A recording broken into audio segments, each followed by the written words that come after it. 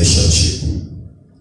I want to explain on how we can build that scattered, that broken relationship. And then when we talk about building the scattered relationship, you can put it in a way you like. You can say building a scattered relationship, restoring a broken relationship, or establishing a broken relationship. We are going to check in only one verse, Romans chapter 12, verse 15.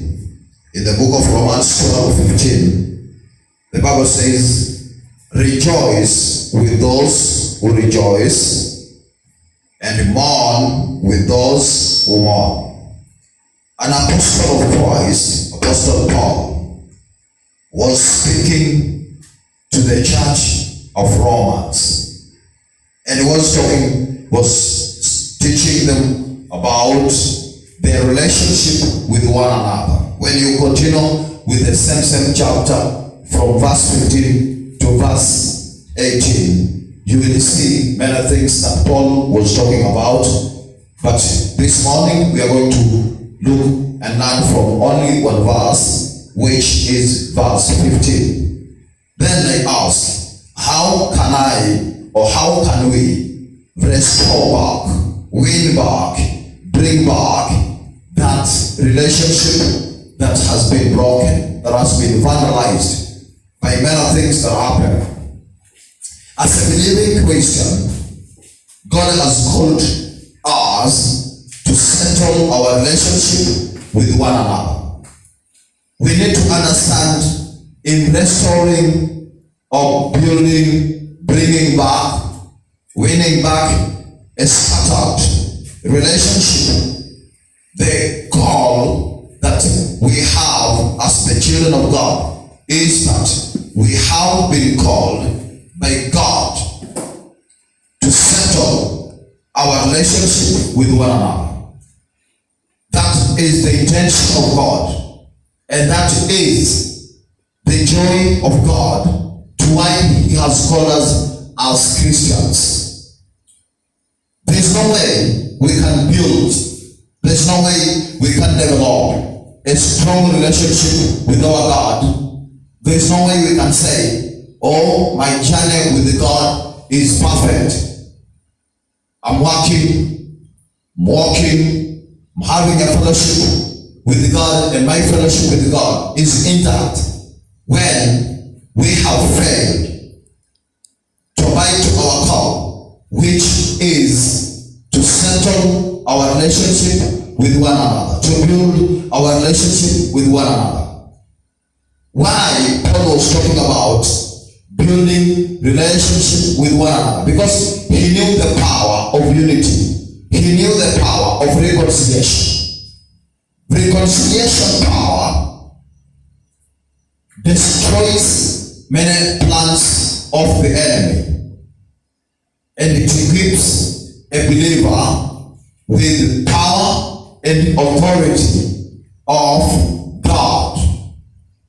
There is no way we will pray for victory and expect victory and blessing from God when we are not in a position of settling our relationship with one another. We must build a good relationship with one another. Now, fact number one that I have learned from Romans 12:15, where Apostle Paul was addressing the church in Romans, telling the church that rejoice with those who rejoice, mourn with those who mourn.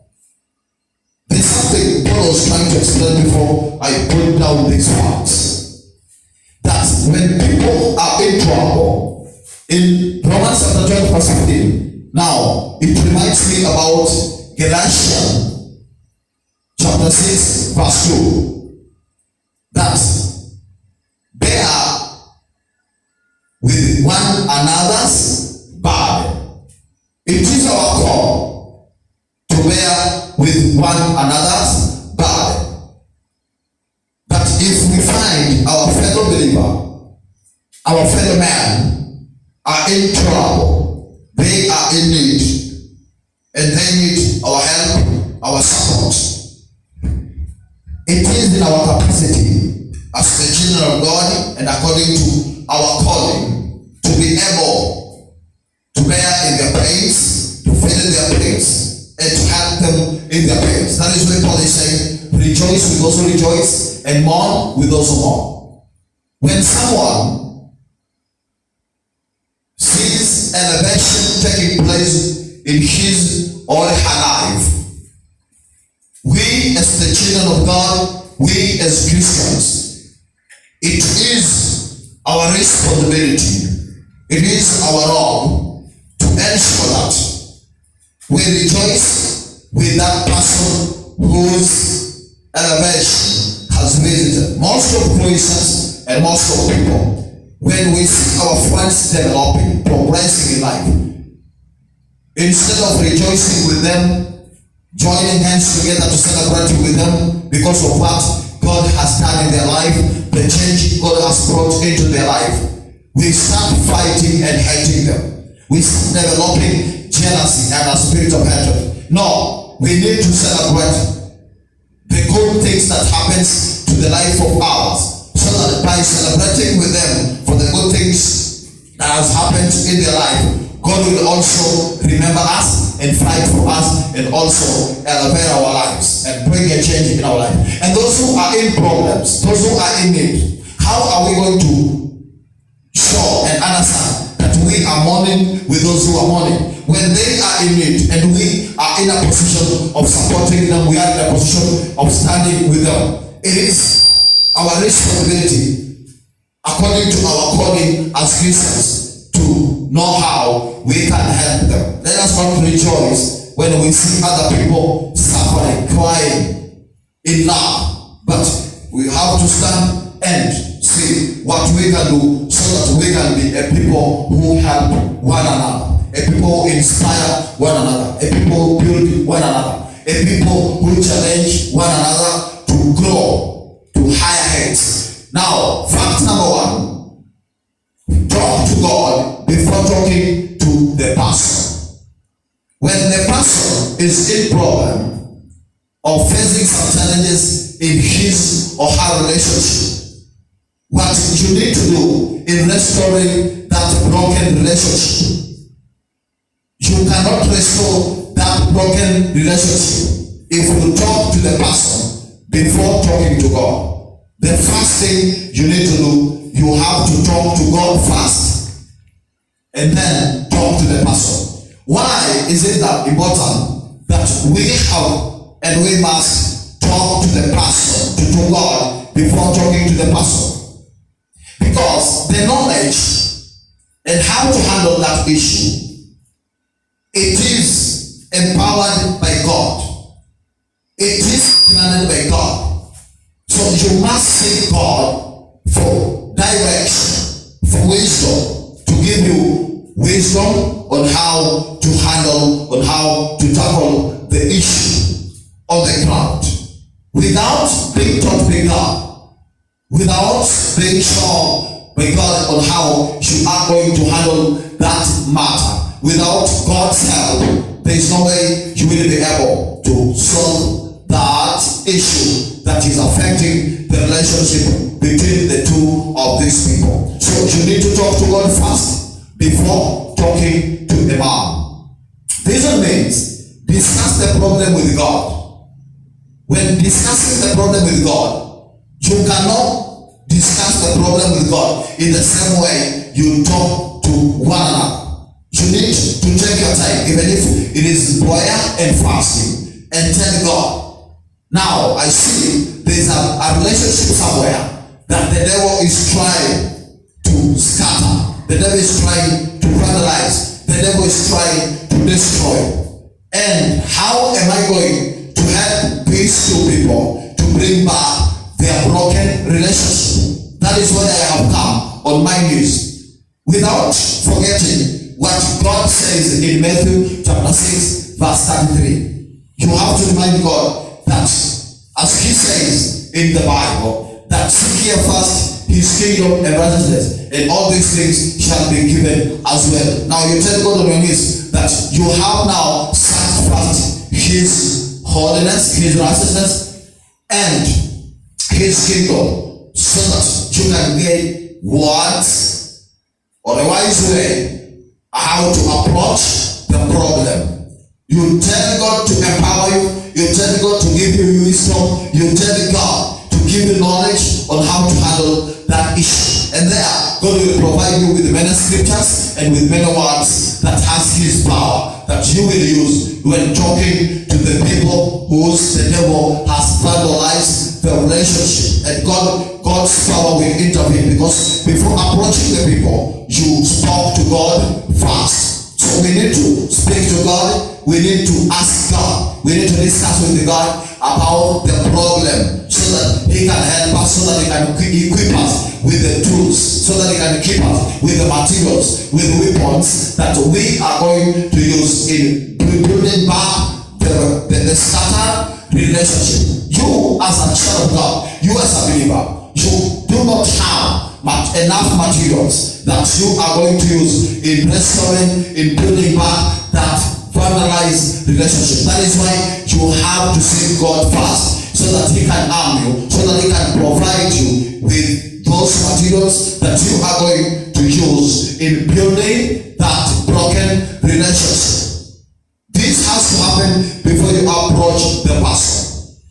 Many quarrels or combats are caused by prayerlessness situation or life. When you check in James chapter 2 verse 1, quarrelness, combats in a relationship, division in a relationship, we find most of the time the devil gets time, the devil gets a way of destroying our relationship with God, of destroying our relationship with one another, of destroying our relationship with our wives or with our husbands. Why? Because of prayerlessness. When we live a prayerlessness life, the devil gets a chance of destroying what we have worked hard to build. Now, think about your friendship with your friend.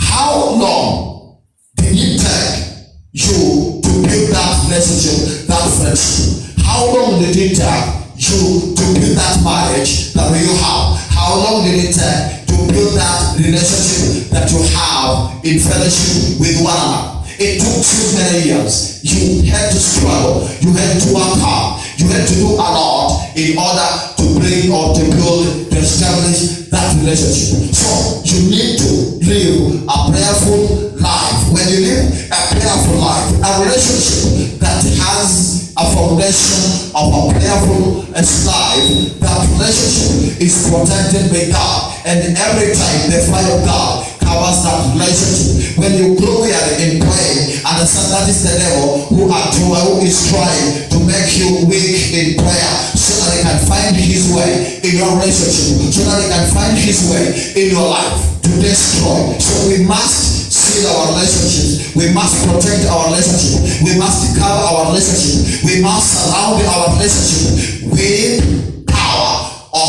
prayers. Now, fact number 2 in building our relationship, in restoring the scattered relationship, always take the initiative. As a child of God, always take the initiative. It doesn't matter whether you are the offender or the offended.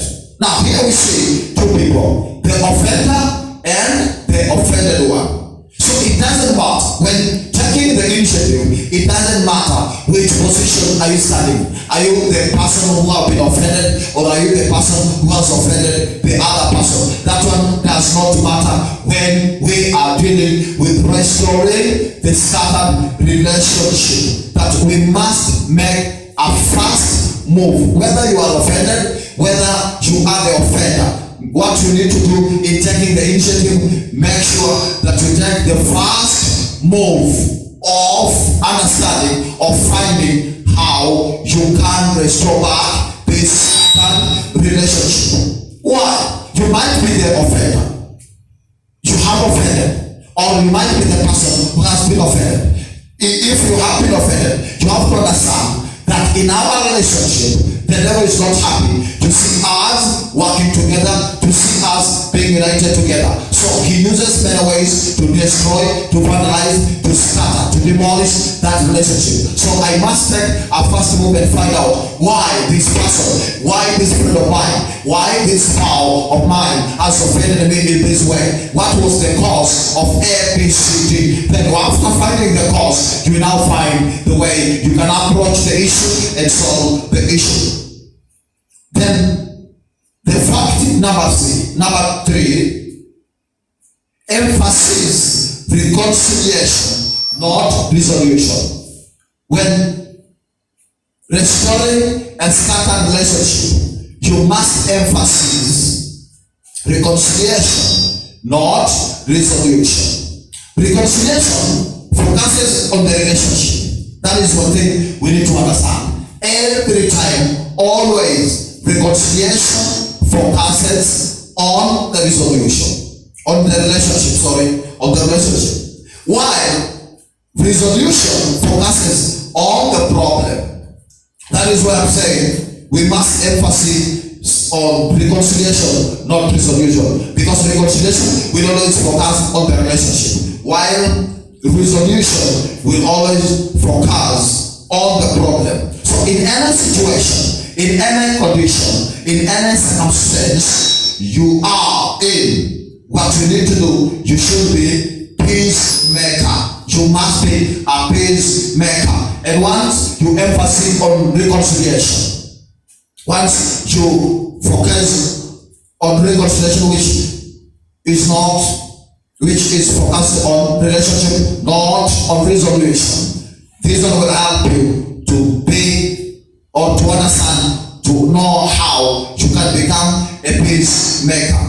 God calls peacemaker his children. That is why we need to be peacemakers. Once you become a peacemaker, God becomes proud of you and you become a child of God, and then God becomes your father. Always let us learn to be a peacemaker. And how are we going to become a peacemaker? That is a topic of another day. When I get time, I'll be talking about how we can become a peacemaker. The facts that you need to learn, the facts that you need to look on, the facts that you need to study, the facts that you need to practice, so that you can also understand or see yourself as a peacemaker. The things a peacemaker, to understand that this person is a peacemaker, the things that he's supposed to do or practice in his life. We'll be talking it on another day. Number 4, sympathize with their feelings.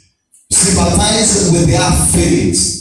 In any scattered relationship, there is no way you are going to build that relationship back. There is no way you are going to restore that relationship back. There is no way you are going to win back that destroyed relationship if you are not in a position of sympathizing with the feelings on how you can bring it back. So when sympathizing with the feelings of the scattered relationship of the people who are in a scattered relationship, you must always use your ears more than your mouth. You know, once you fail to use your ears more than your mouth, there is no way you will be in a position of restoring back that scattered relationship. Why am I saying we must use our ears more than our mouth? Let us be good listeners. When listening to the two, let us know how to tame our tongue. Most of the time, we have failed to restore broken relationship because of using our mouths more than our ears. We always use our mouths more. Every word that we receive from these people who have a broken relationship, to understand that it is important to use your ears when you hear the cause of that caused the broken of their relationship, the scandal of their relationship. You will be a good listener, and you will protect the words. You will be a protector of the words. You will be a keeper of scandal of their relationship. You will be attentive, a good listener, and you will protect the words. You will be a protector of the words. You will be a keeper of their secrets. But a person who uses his mouth more than his ears, he will make the issues of these two people the agenda of his life. That is not your agenda. That is not your business. Whatever you hear from them, if you are a good builder of this broken relationship, their wars, their challenges, their difficulties that cause that relationship to be divided has to be safe with you. And people use their ears always. Whatever these people share to them is safe with them. How many times people have trusted you that if they share their problems with you, they are safe when they share with you? And how many times people are afraid to share their problems with you because they fear that once they share their problems with you, the whole world will know that they had a problem. No, that is not our role. Our role is to protect each other.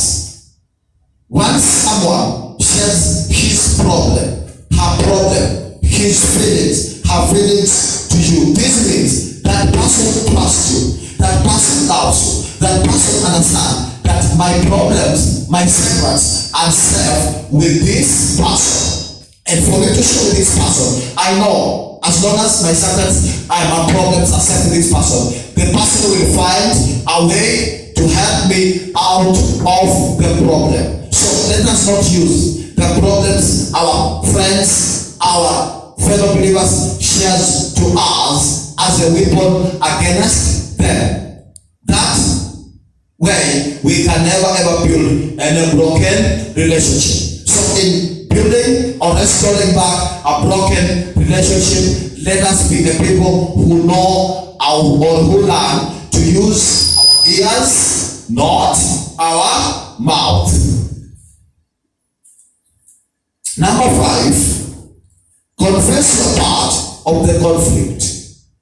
In restoring back a broken relationship, confess your part of the conflict. Now, this speaks about the two in a relationship that has been broken. To bring back that relationship, first of all, you must humble yourself in confessing your part of conflict. You might be the cause of the problem, and to restore it back, you must also see yourself as an offender. You must also see yourself as a person who has done what is wrong, which caused that conflict in that relationship, which caused that relationship, love, communication, association to start growing weird. So admit your own mistake or sin. If I remain to be Mr. Right, Madam Right, there is no way I'm going to solve or to restore my broken relationship. That is why I'm saying I must admit my own mistake or my sins. Nobody is right.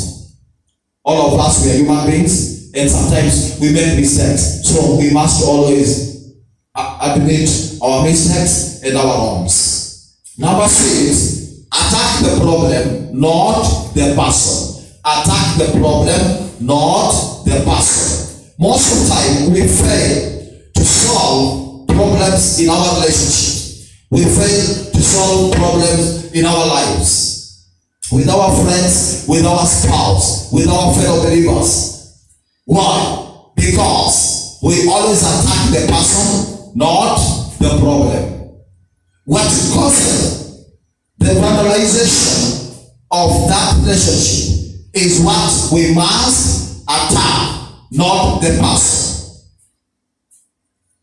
What causes difficulties, what causes division, what causes a serious, a sharp strife is what we need to attack is what we need to deal with, not the person. So how are we going to attack the problem, not the person?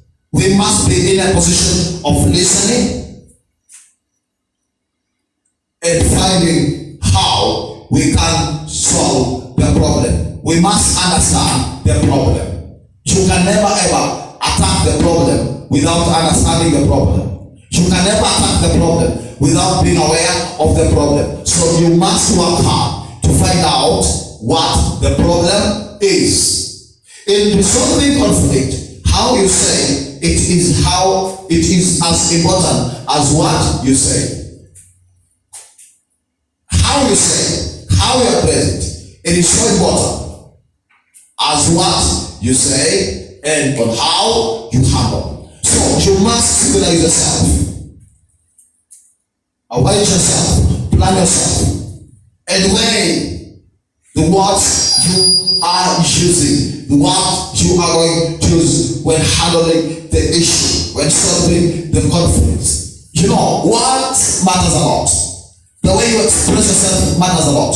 If you express yourself in an immature way, instead of solving that problem, instead of restoring that broken relationship, you are worsening the condition. You are making that relationship to be worse than it was. So you must understand how you express yourself, how you are going to approach the situation on the ground, how you are going to approach these people, and how you are going to bring these people together. You must balance your words. You must balance yourself and understand how you are going to balance the problem.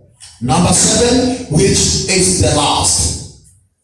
Cooperate as much as possible. Cooperate as much as possible. You must cooperate.